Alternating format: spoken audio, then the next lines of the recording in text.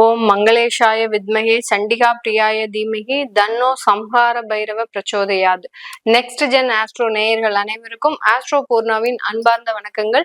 இன்னைக்கு நாம பார்க்கக்கூடிய சிறப்பு தலைப்பு ஆணி மாத பலன்களை பற்றி பார்க்க போறோம். ஆணி மாதத்துல 3 மாத கிரகங்களின் பயிற்சிகள் இருக்கு. முதல் மாதம் தொடக்கத்திலேயே பாத்தீங்கன்னா 15ஆம் தேதி 6வது மாதம், அதாவது 15 ஜூன்ல இருந்து 16ஆம் தேதி ஜூலை வரைக்கும் இந்த ஆணி மாதம் இருக்கு. மாதத்தின் முதல் நாளே சூரியன் பயிற்சி ஆகிறார். அந்த மிதுன ராசிக்கு பயிற்சி ஆகிறார். ரிஷப ராசியிலிருந்து மிதுன ராசிக்கு அந்த சூரியன் பயிற்சி ஆகிறார். அடுத்து 23ஆம் தேதி ஜூன் மாதம் புதனாகப்பட்டவர் பயிற்சி ஆகிறார். புதன் பாத்தீங்கன்னா மிதுன ராசியிலிருந்து கடக ராசிக்கு பயிற்சி ஆகி வர்றார். சுக்கிரனாகப்பட்டவர் ரிஷப ராசிக்கு, தன்னுடைய சொந்த வீடான அந்த ரிஷப ராசிக்கு 30ஆம் தேதி ஜூன் மாதம் பயிற்சியாகி வர்றார். இந்த கிரகங்கள் தான், இந்த மாத கிரகங்கள் தான் இந்த மாதத்துல பயிற்சி ஆகக்கூடிய ஒரு கிரகங்கள். இந்த மாதத்துல ஒவ்வொரு ராசி அன்பர்களுக்கும் என்ன மாதிரியான பலன்கள் இருக்க போது, என்னென்ன ஒரு மாற்றங்களை இந்த ராசி அன்பர்கள் அனுபவிக்க போறாங்க அப்படின்றத இந்த பதிவுல தெளிவா பார்க்கலாம். இந்த சேனல்ல முதன்முறையா பாக்குறீங்க அப்படின்னா சப்ஸ்கிரைப் பண்ணிக்கோங்க. பெல் பட்டன்ல ஆல் ஆப்ஷன் சூஸ் பண்ணீங்கன்னா உங்களுக்கு என்னுடைய அடுத்தடுத்த பதிவுகள் நோட்டிபிகேஷனா வந்துட்டு இருக்கும். மிதுன ராசி அன்பர்களுக்கு உங்களுடைய ராசியிலேயே சூரியனும் குருவும், ஜென்ம குரு கொஞ்சம் உங்களுக்கு இந்த மிதுன ராசி அன்பர்களுக்கு தேவையில்லாத மனக்குழப்பத்தையும் தேவையில்லாத அவமானங்கள், ஒண்ணுமே பிரச்சனை இருக்காது. ஆனா இந்த இடத்துல உங்களுக்கு கோபம் அதிகமாக வரும். மிதுன ராசி அன்பர்கள் கோபப்படக்கூடிய அன்பர்களா அப்படின்னு கேட்டீங்கன்னா எதுக்குமே கோபமே வராது. அந்த மாதிரியான ஒரு அன்பர்களாக இருக்கக்கூடிய இந்த மிதுன ராசி அன்பர்களுக்கு இந்த காலகட்டத்துல கொஞ்சம் கோபங்கள், தேவையில்லாத டிசிஷன் மேக்கிங்ல சில தவறுகள் இதெல்லாம் ஏற்படுவதற்குண்டான ஒரு நேரம். உங்களுக்கு ஆணி மாதத்துல அந்த சூரியன் ஆகப்பட்டவர் உங்களுடைய ராசியில வர்றதுனால சில தேவையான மாற்றங்களை நீங்க சந்திக்கக்கூடிய ஒரு நேரமாக இருக்கும். வேலையை விடணும் அப்படின்னு நினைச்சுக்கிட்டே இருக்கக்கூடிய இந்த மிதுன ராசி என்பர்களுக்கு இந்த ஆணி மாதத்துல வேலையை விடக்கூடிய சில நெசசிட்டிஸ் அப்படின்றது இந்த காலகட்டம் ஏற்படக்கூடிய ஒரு நேரமாக இருக்கும். ஏன்னா நீங்க ரொம்ப யோசிக்கக்கூடிய ஒரு அன்பர்கள், ஒரு வேலையை ஒரு காரியத்தை செய்யறதுக்கு முன்னாடி, ஒரு முடிவு எடுக்கிறதுக்கு முன்னாடி பலதரப்பட்ட நபர்களிடம் உங்களுடைய ஆலோசனையை கேட்டுட்டு அதுக்கப்புறம் தான் முடிவு எடுப்பீங்க. அதுல எது பெஸ்டோ அதை பார்த்துதான் நீங்க முடிவெடுப்பீங்க. ஆனா இந்த காலகட்டம் பாத்தீங்கன்னா உங்களால முடிவு எடுக்கிறதுக்கும் ஒரு தர்ம சங்கடமான ஒரு சூழ்நிலை. ஆனாலும் அதுல இருந்து நீங்க வெளியில வரணும் அப்படின்ற ஒரு நிலையும் ஒரு தன்மையும் இந்த காலகட்டம் இருக்கக்கூடிய ஒரு நேரமாக இருக்கும். அதனால வேலை போயிடுச்சே அப்படின்ற மாதிரியான ஒரு பதட்டமும் வேண்டாம். ஏன்னா உங்களுக்கு தேவையான ஒரு மாற்றங்களை இந்த சூரியனும் குருவும் சேர்ந்து கொடுக்கக்கூடிய ஒரு நேரமாக தான் இருக்க போது. உங்களுடைய ராசியிலிருந்து புதன் ஒரு 6 நாட்கள்ல வெளியேறுகிறார். 6 நாட்கள்ல வெளியேறி உங்களுடைய 2ஆம் இடத்திற்கு, தனஸ்தானத்திற்கு ஒரு பயிற்சியாகி வர்றதுனால கண்டிப்பாக உங்களுடைய ராசி அதிபதி உங்களையே விட்டு கொடுக்காம சில தேவைகளை நிறைவேற்றக்கூடிய ஒரு நேரமாக இருக்கும். ஏன்னா எப்போதுமே ஒவ்வொரு கிரகங்களும் தான் வேலை செய்யும் போது தன்னுடைய வீட்டிற்கு தேவையான சில தேவைகளை நிறைவேற்றக்கூடிய ஒரு ஸ்தானத்துலதான் இருக்கும். அதே சமயம் அந்த கிரகங்கள் அந்த வீட்டை விட்டு பயிற்சியாகி சென்றாலும் கூட தனக்கு தேவையான, அதாவது தன் வீட்டிற்கு தேவையான சில விஷயங்களை நிறைவேற்றக்கூடிய ஒரு தன்மையிலும் தான் அந்த கிரகங்கள் செயல்படும். அப்போ உங்களுடைய ராசி அதிபதி உங்களுடைய 2ஆம் வீட்டிற்கு பயிற்சியாகி வர்றாரு. அப்படி இருக்கும்போது உங்களுக்கு தேவையான வருமானத்துல எந்த தடைகளும் இருக்காது. வருமானம் வரும், செலவுகள் அதிகரிக்கக்கூடிய ஒரு நேரம். ஏன்னா உங்களுடைய 12ஆம் வீட்டுல அந்த சுக்கிரனாகப்பட்டவர் பயிற்சியாகி இருக்கிறதுனால, விரய ஸ்தானத்துல இருக்கிறதுனால கண்டிப்பாக உங்களுக்கு அந்த விரயம்ன்றது அதிகப்படியாக இருக்கிறதுக்கு உண்டான ஒரு நேரமாக இருக்கும். தொழில் ஸ்தானாதிபதியே உங்களுடைய ராசியிலையும் இருக்கிறதுனால, அதாவது குருவும் இருக்கிறதுனால தொழில் சம்பந்தப்பட்ட சில முயற்சிகள், வேலையை விட்டுட்டு தொழில் செய்யணும் அப்படின்னு ரொம்ப விடாப்பிடியா செய்வீங்க.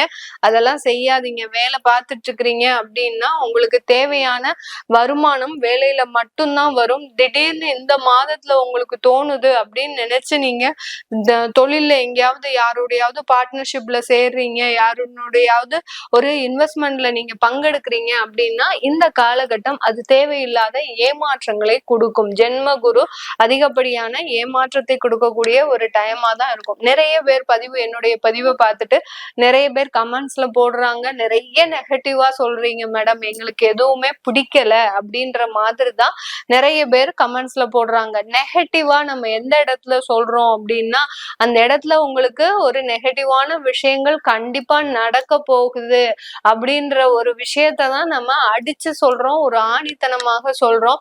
ஆனா சில பேருக்கு மருந்தும் கசக்கத்தானே செய்யும், அந்த உண்மைகளும் கசக்கத்தான் செய்யும். அதனால இந்த இடத்துல நீங்க பிரச்சனைகள் வரப்போகுது அப்படின்னு நான் எச்சரிக்கை மணி தான் உங்களுக்கு கொடுக்குறேனே ஒழிய உங்களால அந்த பிரச்சனையை தடுத்து நிறுத்த முடியாது. எங்களால, அதாவது ஜோதிடர்கள்னாலையும் அந்த பிரச்சனைகளை தடுத்து நிறுத்த முடியாது. அதற்குண்டான நிவர்த்தியை கண்டிப்பாக உங்களுக்கு டைரக்ஷன் கொடுக்கலாம்.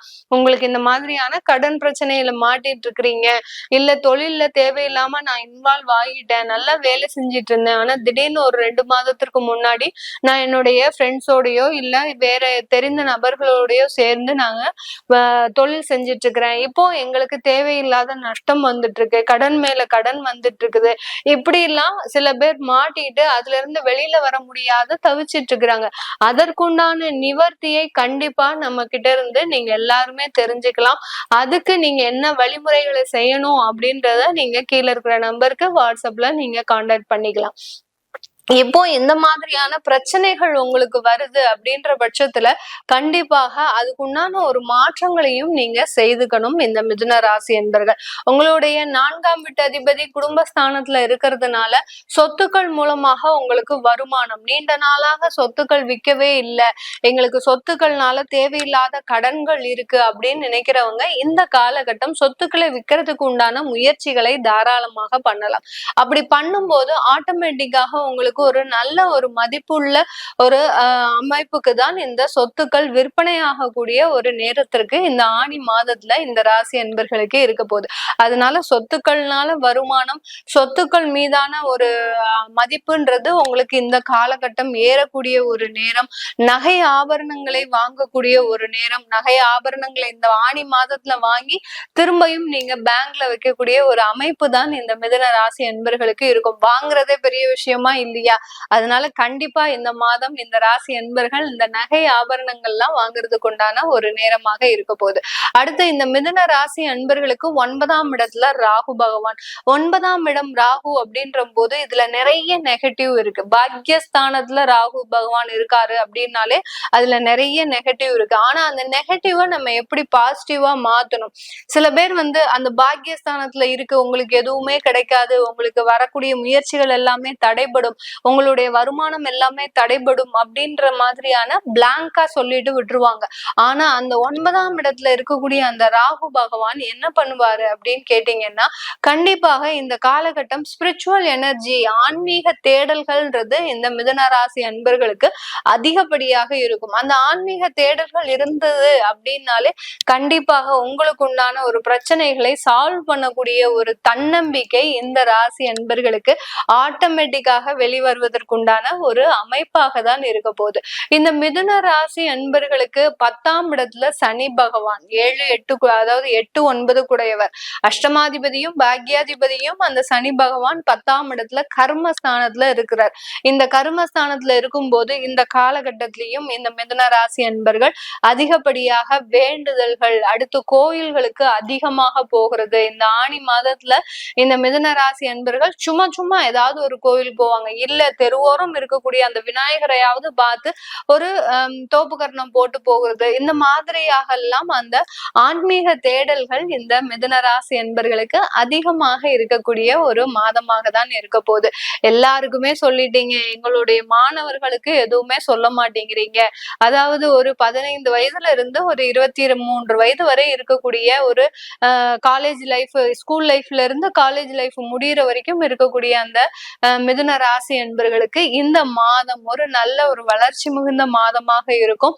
உங்களுடைய 5ஆம் வீட்டு அதிபதியாகப்பட்ட அந்த சுக்கிரன் 5ஆம் இடம்னாலே என்னது, காதல், அடுத்து பாத்தீங்கன்னா தேவையில்லாத ஒரு இன்ஃபாக்சுவேஷன், இந்த மாதிரி எல்லாம் வரக்கூடிய ஒரு நேரம் தான்.